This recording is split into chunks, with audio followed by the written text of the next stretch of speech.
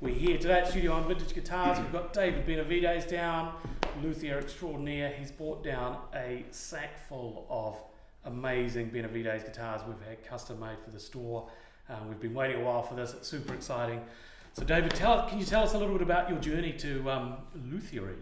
Yeah, I guess I finally wanted to get myself a guitar that was made out of wood and not plastic, so I thought I'll make myself one. Yeah. And it was really awful. I got myself a kit set from Stuart Mac and had a go, and took it apart and had another go, and I just fell in love with it. Yeah, there's not really much more to it than that. Were you in the States at the time, or were you? I was in New Zealand actually. Yeah. How long have you been here in New Zealand? Permanently, I've been here since 2010. Yeah. My parents moved out here in 2005. Yeah. 4 or 5. And I helped them get settled out here, and then I went back and did my own thing. Kind of bounced around. I lived in Chicago for a while, and met a couple guitar makers out there. I spent a lot of time at the Old Town School of Folk Music. Yeah. And I just continued to fall in love with, I guess, acoustic guitars there. They have Big Bill Brunzi's guitar on display at the front of the shop, and every day you walk in and kind of look at that and feel inspired. You know, just a beautiful old looking, all mahogany, must be a little double O, a little Martin double O or something, you know? Yeah. But I just wanted to continue to explore, making guitars that sounded good to me. I didn't have a huge exposure to, like the guitars in this room during my journey, so I've kind of been isolated with my own, developing my own sounds and what I think sounds good. Yeah. To a degree, and being really, really critical of myself, which is painful and also the only way to get good at anything, I think. Yeah, that's right. And did you, how did you actually get into the point where people were ordering guitars from you? And I mean, had you just made a few and started showing them to people, or? Let's see when it kind of happened. I knew that I wanted to make a living doing it one day, and I got to the point where I had been making some ukuleles and people were buying them, and what did I do? I put one on Trade Me, and had somebody say, "Oh, I'd like you to make me one like that, but with a different wood." And then that happened, and then then I sold the one that was on Trade Me, and just kind of slowly progressed. It was a very slow progression. It wasn't just like, I'm a guitar maker, I can make a living. That's right. A very long, hard process. Yeah. But it's just, it's all I can imagine doing. It's what I want to do. Yeah. And I've been making it work, so and there's no turning back. Your workshop, is that solar powered? Your workshop? It is, yeah. I live off the grid. In Ahipara. It wasn't intended to be off the grid or anything like that. Just we couldn't get the money from the bank. They lent us the money to relocate a house, and then they realized they lent us too much money and they wouldn't give us money to get power. And so our lawyer said, no, you can't do that. So they said, oh, well, how much is main power and how much is alternative power? And they saw alternative power is cheaper, and they're like, fine, here you go. Yeah. Leave us alone now. Just do you find that you rely less on power tools because of that? Because they draw a lot of power? No, not at all. I have a huge battery bank. Yeah. A huge battery bank, and then I have a large generator to back that up if I ever need to. Yeah. I have a wood burning stove. I have a commercial dehumidifier. It's like a 90-liter dehumidifier, and then I have a commercial air conditioning unit. So between the three of them, there's always something keeping the shop dry. Yeah. And what sort of humidity are you running your shop at? 40 to 45. Yeah. It's about the same as we're doing in the store here. Yeah. Yeah. So when I'm in the shop, I have something running, keeping it just dry as bones. When I leave the shop, turn everything off, close all the doors, and I come back in the shop in the morning with nothing running, it'll be 55. Yeah. Turn stuff on, it's back down and dry. Yeah. But I find that's probably more than what most shops are doing anyways. Yeah. And it's just so important to have, the wood kept in those optimum conditions, because down here in the southern hemisphere in New Zealand, it's very humid. We can have humidity up to 95, 100% some of the time. Constantly running at over 70 here. It's got to be the hardest place in the world to be a guitar maker. Yeah. But it can be done. Yeah. It can be done if you pay close attention to it, and calibrating your hygrometer, making sure that you're actually getting an accurate reading. Always having a backup to keep the shop dry. It's like if my dehumidifier fails, I need another way to keep it dry in the meantime. Yeah. So you got redundancy built in. Yeah, pretty much. Cool. Well, I found that with hygrometers. Actually, we've had 2 or 3 that we've bought over time, and they read all over the place. So the digital ones, in my opinion, and most other Luthier's opinions, they're not even worth looking at. They're completely inaccurate. I'd love to get some tips on where to get a good one. The Meteor Society in New Zealand, they sell hygrometers. Oh, cool. That's where I got mine. It's a synthetic string hygrometer. And you can calibrate them by putting them in a bag with a little bit of salt and a bottle cap. Yeah. Damp. Yeah. All right. Calibrate it to 75%. Awesome. Yeah. That's great. That's the way. And so when did things really start picking up for you in terms of, because when we first met, I think you had at least a year-long wait list. So obviously things started to take off at some point, and you'd probably made around 90, 95 guitars by that point. Yeah. It's gone up and down over the years. It's always changing with, I guess, the New Zealand economy, how well it's doing. Yeah. For a while, I was selling guitars to the Acoustic Inn in Perth. Yes. And then when the mining business over there, one of the mines, they shut down, or they had just a huge downsize. They had to downsize as well. They said, sorry, we can't be doing business anymore. We just can't afford to be buying anything else except just the standards at the moment. Yeah.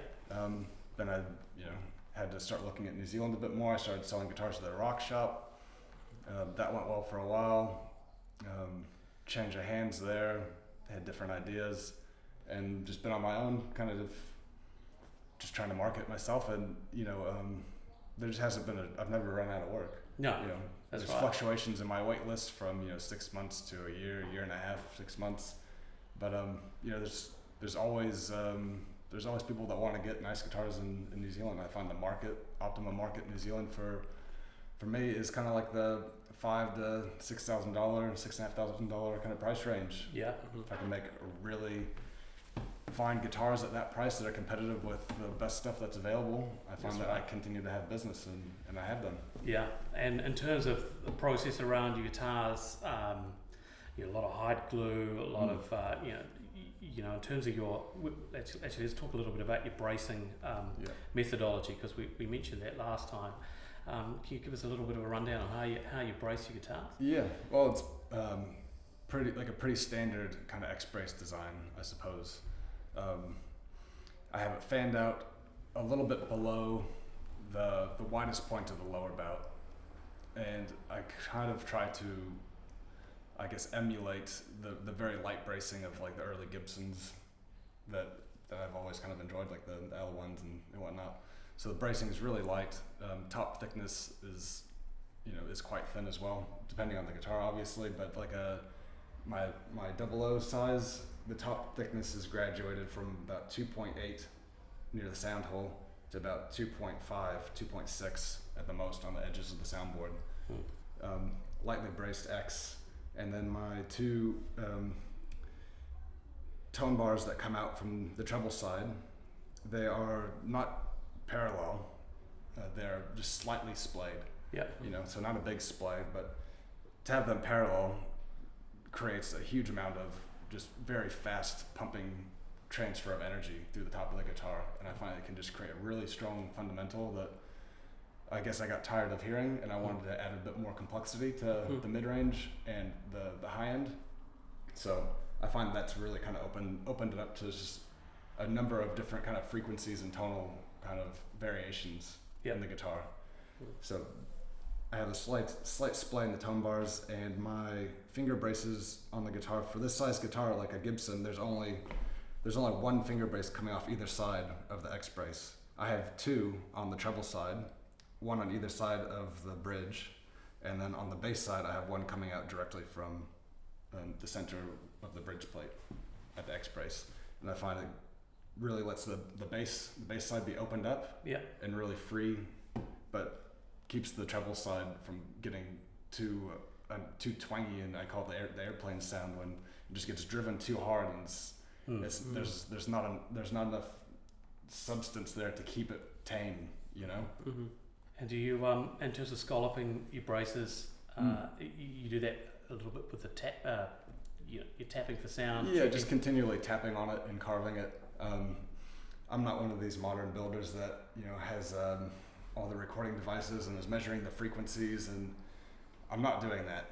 Yeah. No, I tap on it and I continue to carve different braces until I hear what I like to hear. Yeah. And I find that by playing any of my guitars, here today, I think that you'll find a consistency with them just because of the consistency of the way I'm doing it. Yeah, amazing. And so the X brace, they're scalped pretty hard. The two tone bars, they're just tapered, just a straight taper. They have a deep scalp coming down to the X brace, and then just a taper dropping all the way down to the edge of the soundboard. And I find it gives it good structure behind the bridge because of that. Mm-hmm. And it also allows it to be loosened up right around the edge where it needs to be, to have that flexibility and that pumping action that it needs to have. The transverse bar up here, that's just quite a rigid bar. It's almost like a fulcrum of the soundboard. I see it as, it's almost like a lever. Everything's kind of pumping off of. So that's quite a strong bar up there. And I have a really small tongue bar coming across underneath the fingerboard extension. It's literally just like a popsicle stick. Yeah.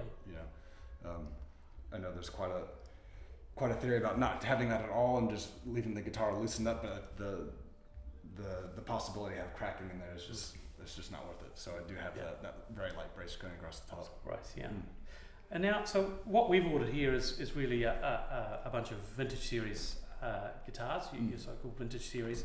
Can you talk a little bit about the evolution of that, because things changed around a little bit over the, we had one of the vintage series we gave away earlier this year, and things have evolved since then, but maybe from the beginning, how's that series evolved for you? Yeah, it's I guess I always had the same kind of idea in mind of making something vintage inspired, and using woods that would, I guess, give the look, give the sound of like a mahogany Adirondack OM kind of feel. So anyways, I'm using all my vintage series tops are Adirondack, back and sides are Sapelli, and I'm building them very, very lightly. All the braces are attached with hot hide glue. Neck join, dovetail is joined with hide glue. Fingerboard extension with hide glue. Bridge is attached with hide glue. Tight bond on everything else that's not meant to be disassembled in any kind of way. And the tuners, I'm using the Golden Age tuners. They're quite light. I like them because they're just super simple, but they also have a brass gear, so they're very hard wearing. Nickel gears, they just tend to be softer and they wear out quicker over time. And then they also match with the gold fret wire a bit better, which I find just wears so much better than nickel. Yeah. I've never had to do a refret on one of my... On any of the gold Evo fret wire? No.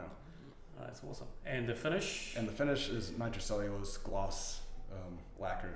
I was doing the vintage series in satin for the longest time to try to keep the cost at the right price point. We're doing them in gloss at the moment, and we're just kind of trying to balance it out. I was offering rosewood with the vintage series for a while, but that cost was too high, and so cutting that out of the option, keeping the gloss finish, I just find it's aesthetically important, and I find that it's just visually and tonally, I think it just adds something to the guitar. And you're aiming for a super thin finish, so we can get that top moving. Yeah, very, very light. Yeah. Fingerboards, all the fingerboards and head plates are Pau Ferro. Bolivian rosewood. That's what they're calling it. Yeah. I find it looks very similar. There's a lot of variation in from piece to piece, but it can be kind of stripy, golden, dark brown, depending on what part of the tree it came out of, I suppose. And then all my bridges are Indian rosewood and ebony pins, unbleached bone, saddle and nuts. And the bridge plate? And the bridge plate, they're maple. Maple bridge plate. Yeah. small maple bridge plates. Yeah, Yeah. very small, just larger than the footprint of the bridge. Yeah. Yeah. And then I'm getting different varieties of pickguard material of they're basically just cellulose pickguard materials, just kind of vintage inspired varieties. I like to just keep a little bit of uniqueness happening in between the models. I don't want them to all be exactly the same. Yeah, cool. You know? Yeah. I've also now we've got this one up. Let's have a little bit of a chat about this one, and maybe Nick will give us the demo. So this is a 12 fret 00 vintage series, Sapelli back and sides, Adirondack top, a regular scale length. Scale length? 25.4. 25.4, so long scale.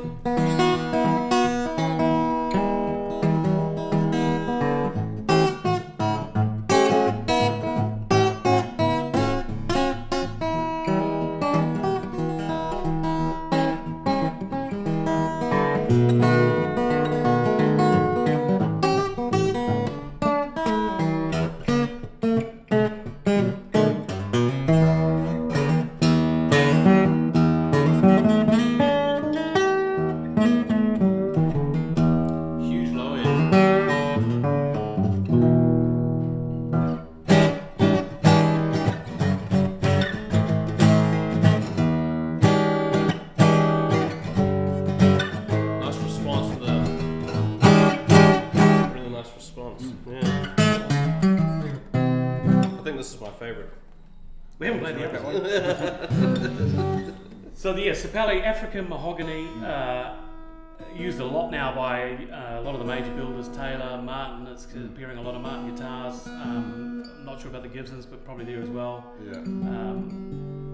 It's a really, really good wood, very similar to mahogany in terms of its tonal performance and look.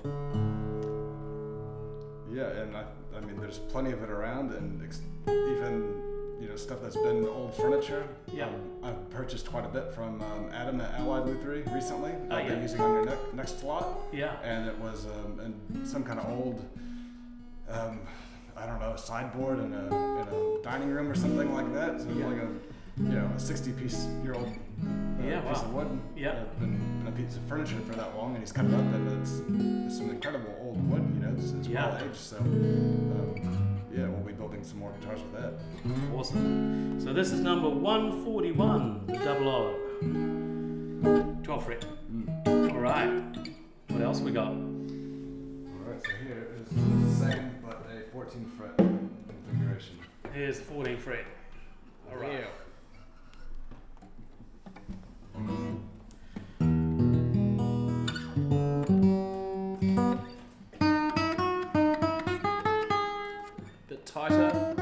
Tighter response than that last one.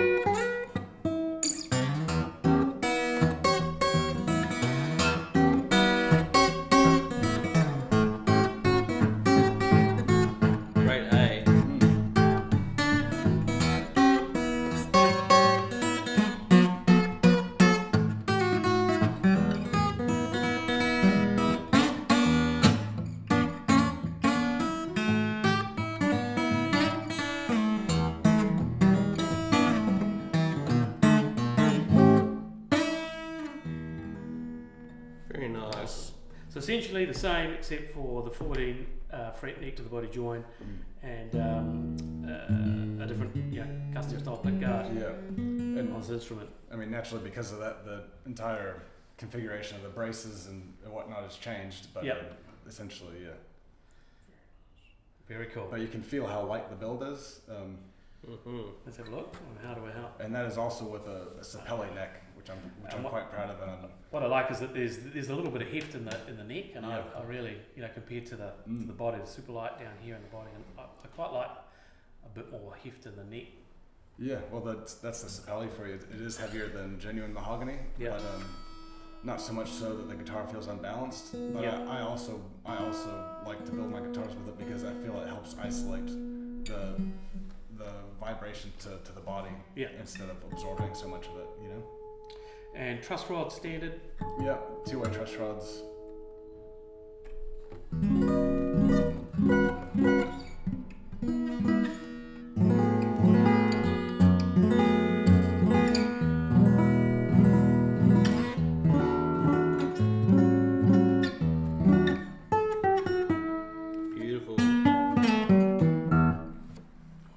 And another detail that I haven't really spoken about is just the subtle contrast between the binding and the body, the sapelli. So the binding on all these guitars is Tasmanian blackwood, which is very similar to koa.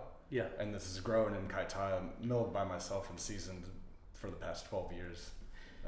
Amazing. Yeah. How do you find that performance as a tone wood for a back and side set? Oh, fantastic. Yeah. Yeah, fantastic. I build with it quite a lot. Tasmanian blackwood. Yeah. Yeah. I have one that I can show you. Oh, later. cool. Oh, my one. Yeah. All right. What do we got up next? All right. So we got one more in our delivery today of brand new Benavides guitars. Look at this little beauty. This might be my favourite. Is this the spec? So this is the parlour size Power Ferro back and sides, 12 fret to the body join, slotted headstock. This is really special guitars, coming with a Kelton case that's currently being built specifically for it.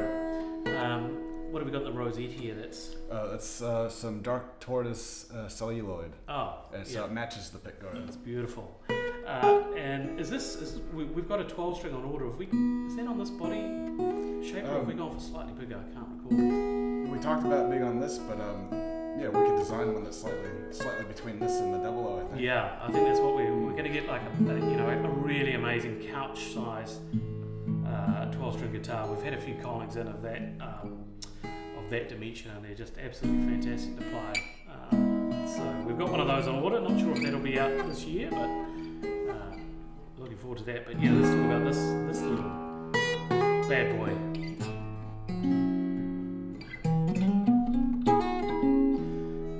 Power Ferro being a rosewood, you really get the overtones, like you can just hear sort of coming through, right?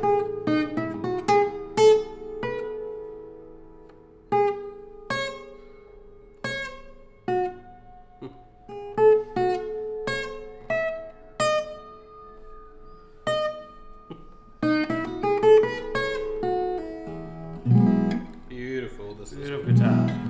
Slotted headstock. It's just amazing.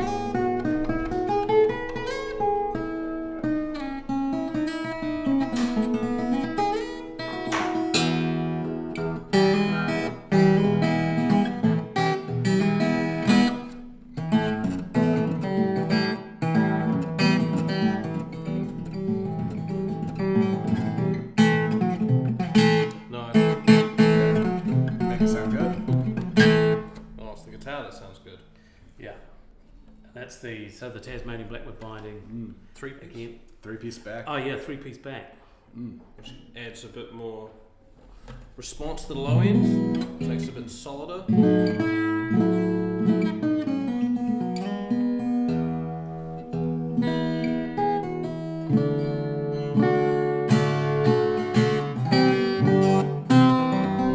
It's just powerful.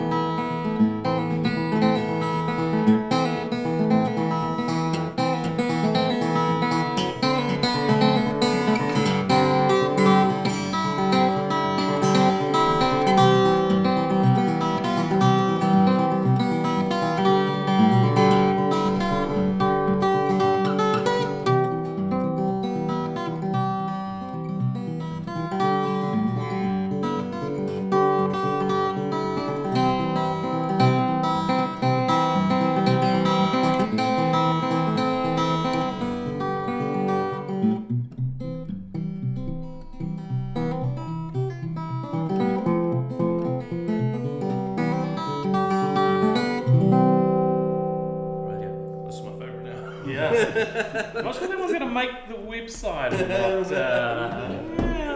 Might be going home with me. Yeah. Ebony pins on everything. Yeah, ebony pins on everything.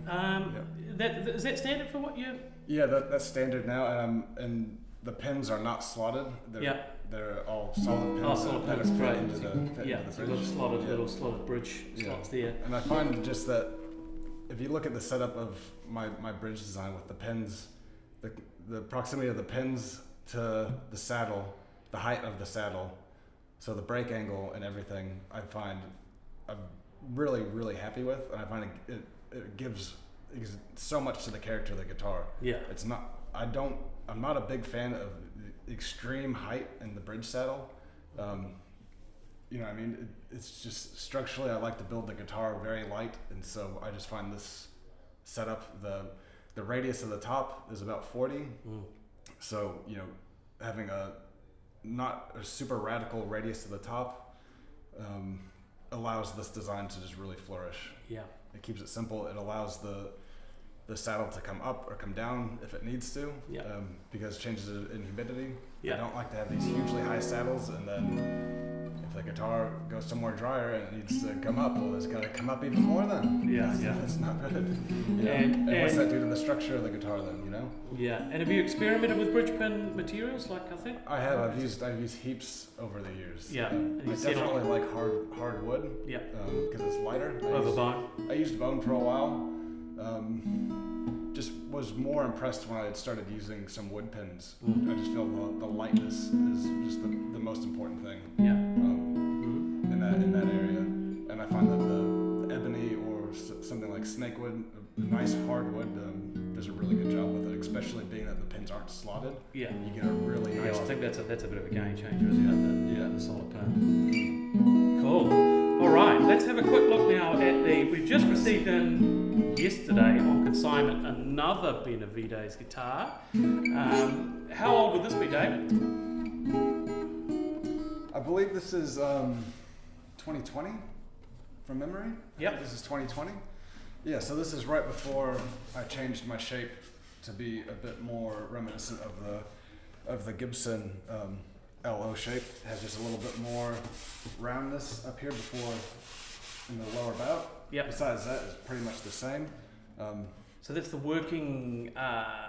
This is the blue collar series. Blue collar series with a couple upgrades. It's upgraded to a very nice 3/8 Sitka top. Yeah, it's beautiful. And some genuine mahogany back and sides, and rosewood binding. Yeah, a nice Goto tuners on the top. Yeah, Goto open gear tuners on the top with a brass gear. Yeah, and a satin finish. Yeah, and ebony. That's also a big upgrade. Yeah, with the satin finish. And you got snakewood pins on there too, right? No, these are boxwood. Oh, okay. Boxwood. Yep. Boxwood. But yeah, very nice guitar. Really. Oh, and you said rosewood binding. Yeah, rosewood binding. Yeah. So that's coming up. That's going to be on consignment. That's probably it's going to be great value when we list it up. Testing the tuners right now. I've never seen open back Gotos before. Oh yeah.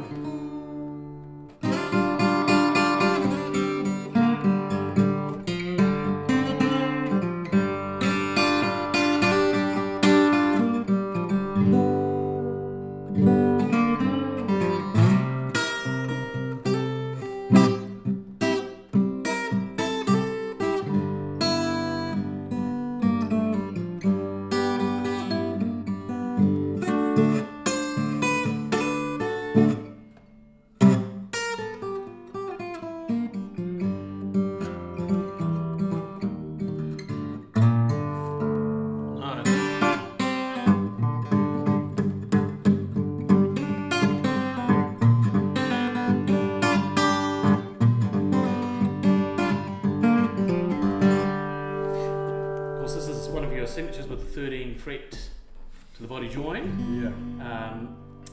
My guitar that I had made a few years ago has a 13 fret to the body joint. Really nice compromise between the 12 and 14 fret. Yeah,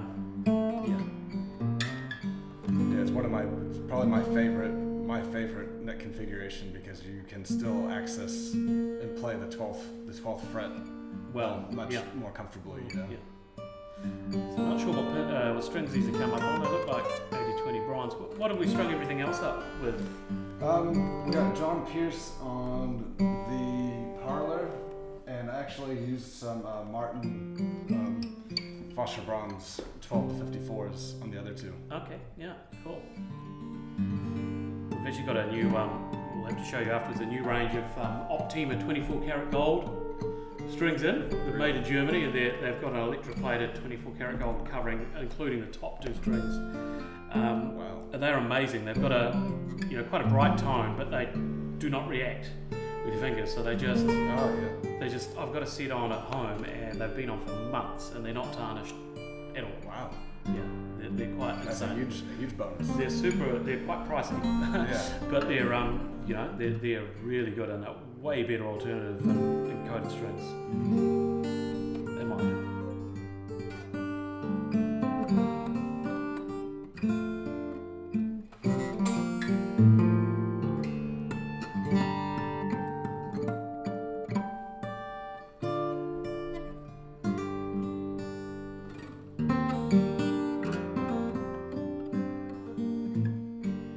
Just love the top on that one. It's got such a great look. Cool. I believe I was still building with a stronger radius on the top on this is with a 28-foot radius on this. Right.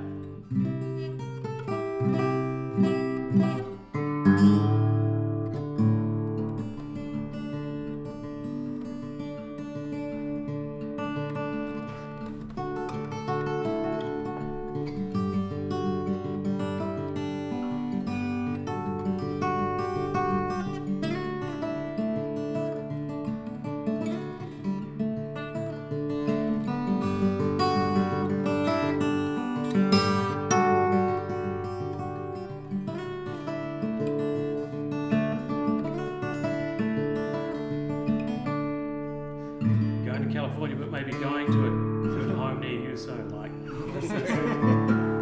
That's an awesome guitar.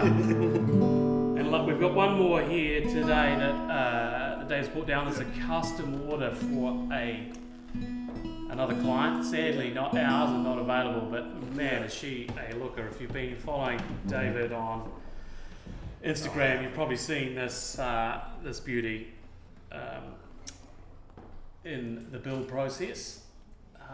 What can you tell us about this? This is a similar to the builds that are here. This is the 00 shape, but with a 13 fret to body configuration. And yeah, Adirondack top, Pal Ferro back and sides. It's a 3-piece back again. Ebony bridge on this one. And yeah, the hand stained top. Been playing with that a little bit. It's just absolutely phenomenal. Really enjoying the process of mixing the colors and continue to try to blend them, and then doing a gloss finish over top of that, which is always the challenging part. Make sure you don't knock any of the color off in the process. Yeah. And you get something that looks kind of like old world, but just come out of a time capsule or something. Yeah, I mean, it's a phenomenal guitar. Slaughter headstock, Yeah. a beautiful pick guard, really unique. So yeah, if you look at just the way that I configure my different 13, 14, 12 fret bodies, the distance between the end of the sound hole and the bridge is really important to me. So with my 13 frets and 12 frets, I still try to keep the sound hole in a similar place and have more real estate between that and the bridge itself. Yeah. So the bridge actually is getting more centered between the sound hole and the bottom of the guitar instead of just bringing the sound hole with it.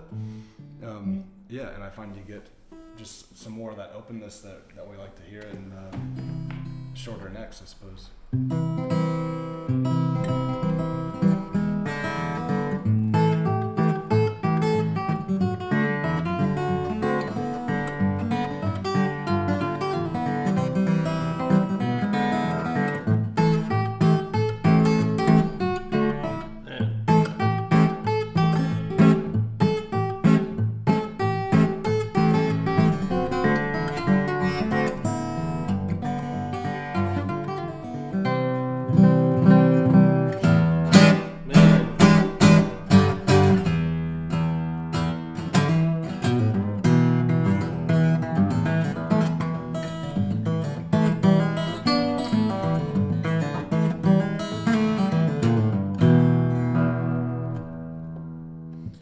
about slotted headstock, how you restring them. So you get them straight on, these two strings, straight on? Yeah. Better for angle, right? Yeah. Okay. Well, just if you look at some slotted headstocks, if you're not careful, if you wind the string on too close to the inside, it's going to drag against the top of the headstock over here, which string up so it won't do that. But also it depends on how the nut's made. If the nut is made to sit on the angle of the headstock, it helps prevent that because it helps it raise it up above that as well, which is what I've done here. Yeah. Very nice. Yeah, that's awesome. So it's kind of like the old markings that you would see would be the same as that. A lot of the new modern guitars, when I do a slotted headstock, the nut will actually be on top of the flat up here, Yeah. That's awesome. Might have to get one of those hand rubbed tops on one of our others that are coming. So then we got another 3 in the pipeline, including the 12 string. Yeah. We got another 14 fret double O, Adirondack top, Powell Faro back and sides, a slotted headstock with Waverly tuners. Yep. And then we have a short scale double O 12 fret. Yeah, fantastic. That's cool, and the 12 string as well. So yeah, and the 12 string. And how far away are those from coming through for anybody that's kind of interested in those? Oh, potentially by Christmas. Yeah. Potentially by Christmas. Yeah. Nice. Cool.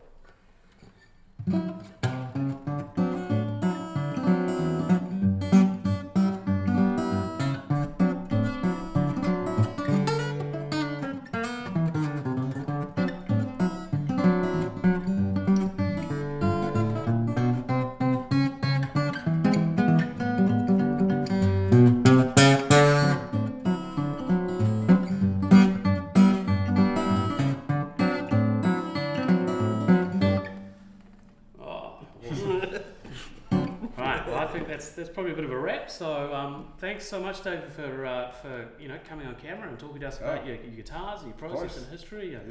We're big fans. We're so glad to have the new stock here. We'll be doing individual videos on all of the free guitars we've received today, plus the consignment blue collar series. So look out for those in the coming weeks. We'll have them photographed up on the website sometime in the next week. But yeah, thanks so much. We're so glad that we can support someone local making, so passionate about building amazing guitars. Yeah, thanks for supporting me. And if you guys haven't tried any of my guitars yet, make sure you come in here and have a go. Come on down. Find out about it. Alrighty. Thank you. Cheers.